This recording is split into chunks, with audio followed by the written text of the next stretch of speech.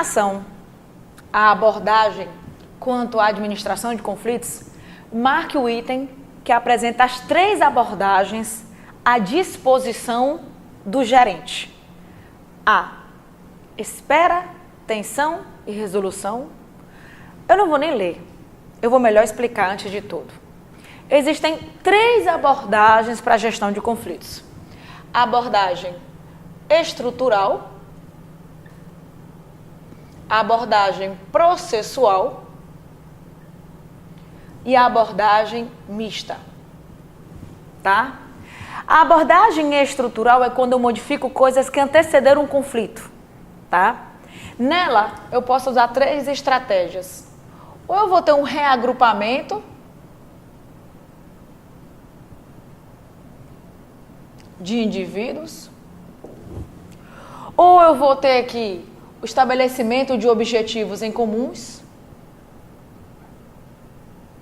eliminando barreiras entre departamentos, ou procuro estabelecer recompensas adequadas. Observe que na abordagem estrutural, eu só modifico coisas na empresa. Eu nem quero saber qual foi o assunto do conflito, eu só modifico coisas na empresa. Na abordagem processual, eu vou buscar uma negociação, uma reunião de confrontação, para que essas partes cheguem a um acordo. Na abordagem mista, eu misturo. Eu vou ter estabelecimento de regras voltadas para o conflito. Se fosse só regra, seria estrutural, porque é algo que eu modifico na empresa. Como ela está voltada para o conflito, aí será mista, tá? Ou eu vou ter um negociador, um conciliador,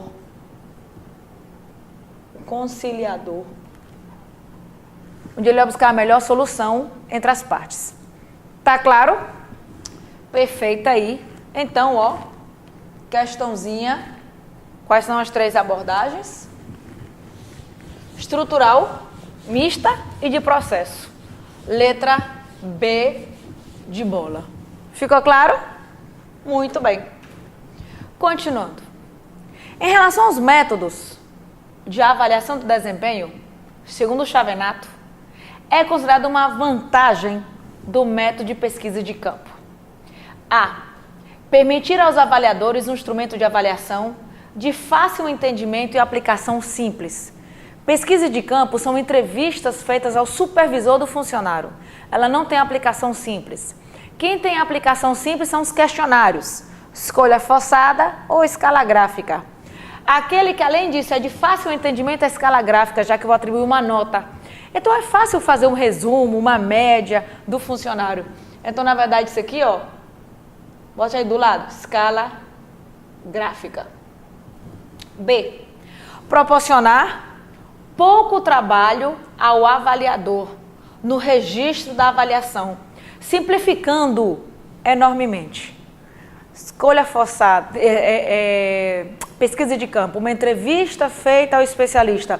Você acha que é pouco trabalho ao avaliador? Ao contrário, ele precisa estar capacitado, demanda muito tempo. Falso. Ser um método fundamentalmente comparativo e discriminativo. Quem é comparativo e discriminativo é a comparação aos pares, que comparam um funcionário com o outro e escolhe o melhor. Então, esse aqui na letra C é a comparação aos pares. D. Proporcionar resultados mais confiáveis e isentos de influências subjetivas e pessoais, pois elimina o efeito da estereotipação. Se você pegar o livro do Hidalberto Chavenato, e nem precisa pegar o de 1989, você pode pegar a edição de 2010, sem problema nenhum.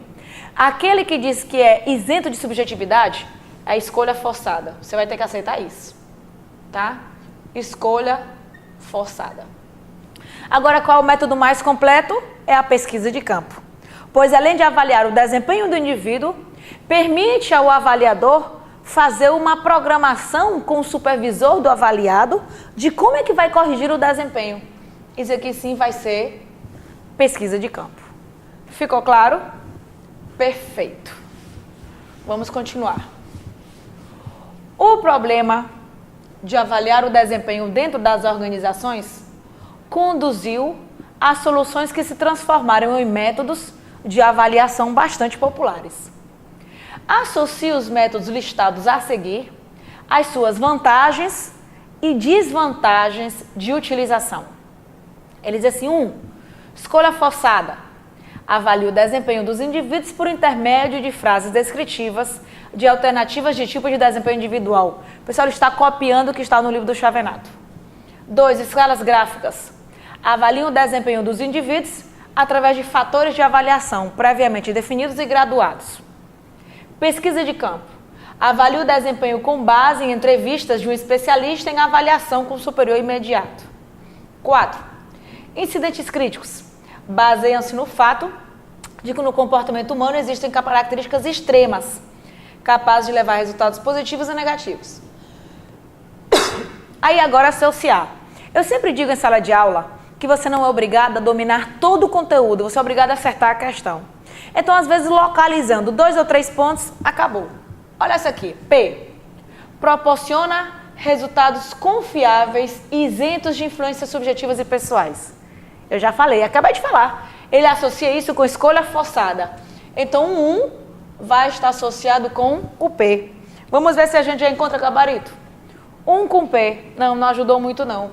Eliminei letra D, eliminei letra E. Vamos voltar. Escalas gráficas. Q. É um processo simples, mas pouco eficiente.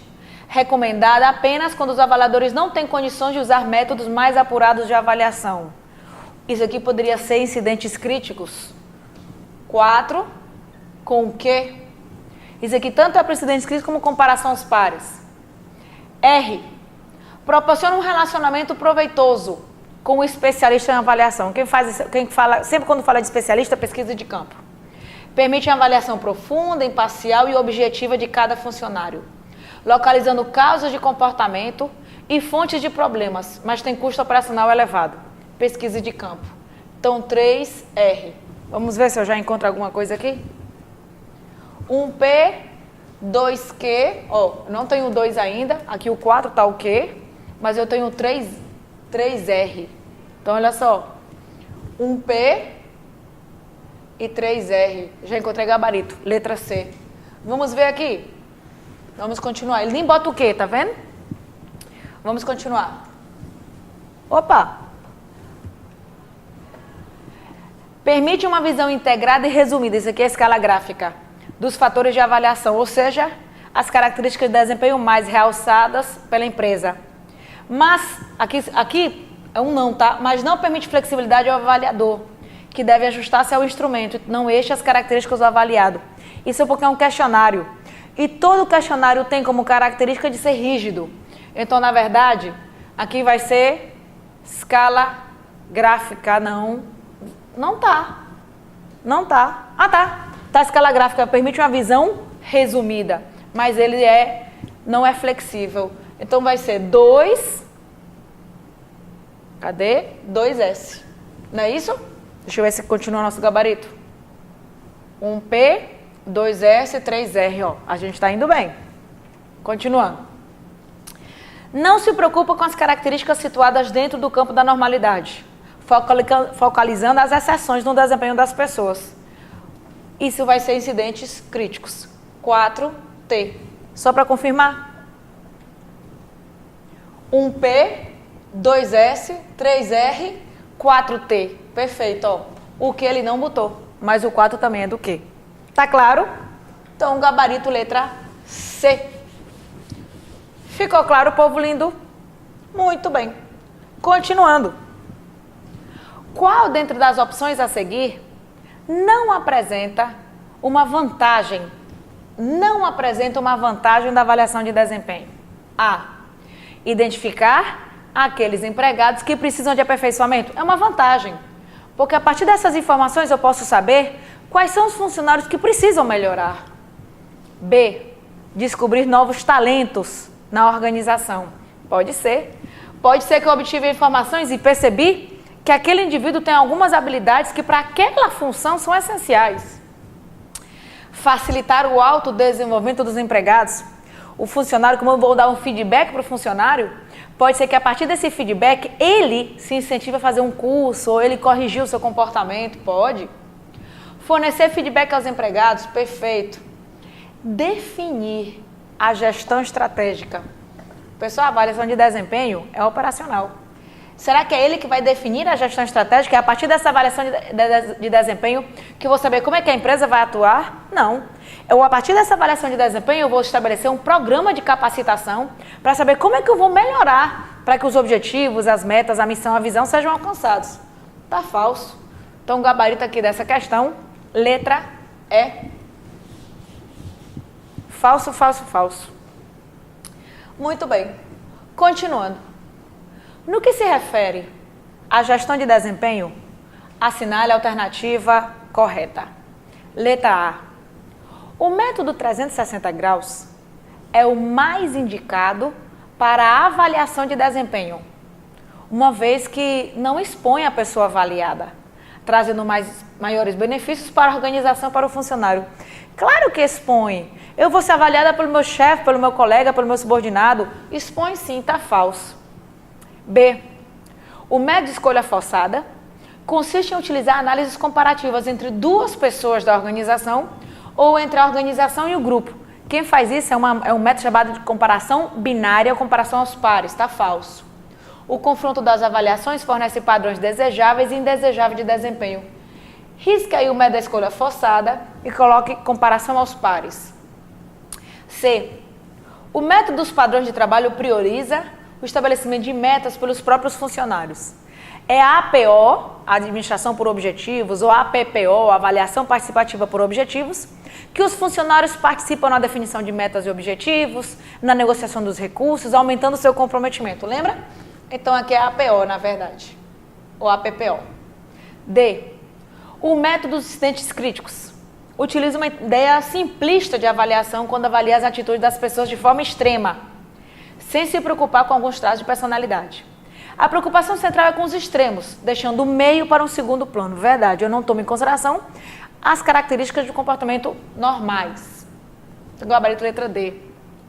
Letra E. A avaliação de desempenho deve proporcionar benefícios para a organização e para as pessoas, concentrando-se em uma análise subjetiva de desempenho atual nas pessoas. Não. Isso não é algo vantajoso que seja subjetivo. Então, o gabarito aqui, letra D de dado. O ideal é que seja objetivo. Tá claro? Muito bem. Dentre os métodos tradicionais de avaliação de desempenho, tem-se aquele que avalia o desempenho das pessoas através de fatores de avaliação previamente definidos e graduados. Geralmente se utiliza de 3, 4 ou 5 graus de variação. Ótimo, bom, regular, sofrível e fraco para cada fator. Isso aqui é a escala gráfica. Falou de escala de graduação, escala gráfica, não tem outro. Intitula-se esse método de avaliação de desempenho de escalas gráficas. A avaliação 360, também chamada de circular, onde eu vou ter avaliações por várias partes envolvidas. Escolha forçada estabelece um bloco de frases de desempenho individual. Lista de verificação ou checklist. Eu forneço uma lista de itens para verificar se o indivíduo tem. É muito utilizado, talvez você tenha visto, na avaliação de crianças pequenas na escola. Ninguém diz para uma criança de 3, 4 anos se ela é ruim, se ela é boa, não. Você colocar aqueles comportamentos que a criança já está desenvolvida. Já prestou atenção? Esse é o checklist. E incidentes críticos avalia apenas os extremos. Não toma em consideração comportamentos intermediários. Ficou claro? Muito bem. A avaliação de desempenho é um instrumento gerencial que permite mensurar, ou seja, medir os resultados obtidos por um indivíduo ou por um grupo. Assinale a alternativa correta sobre a avaliação de desempenho. A. São métodos de avaliação de desempenho: o ensaio-erro, método 360 graus, escolha forçada e avaliação total. Ensaio-erro, avaliação total, falso. B. São métodos de avaliação de desempenho: escalas gráficas, incidentes críticos, método comparativo ou comparação binária e avaliação 360 graus. Perfeito, gabarito. O efeito halo e o efeito de tendência central são atitudes inconscientes do avaliador, que podem comprometer o resultado final. O erro está aqui, ó, dizendo que é inconsciente. O erro de Halo é a tendência de beneficiar o indivíduo por permitir que amizades, simpatias interfiram. Será que é inconsciente? Eu gosto tanto da tal pessoa, ela é tão legal, vou colocar tudo excelente. Não necessariamente é inconsciente. Tá certo? E tendência central é a tendência de avaliar apenas por fatores intermediários, muitas vezes por não querer se comprometer. Então o problema é dizer que são inconscientes. D. No método de 360 graus, o avaliador concentra-se em determinar os pontos fortes e fracos de quem está sendo avaliado, apontando comportamentos extremos, sem analisar traços de personalidade. Quem faz isso aqui é os métodos incidentes críticos. Coloca aí. Incidentes críticos. No método de escolha forçada, o avaliado é analisado por praticamente todos os elementos que têm algum contato com ele: subordinados, superiores, pares, clientes externos e internos e externos e fornecedores. Isso aqui é 360 graus. Então, realmente, gabarito letra B de bola. Ficou claro? Muito bem.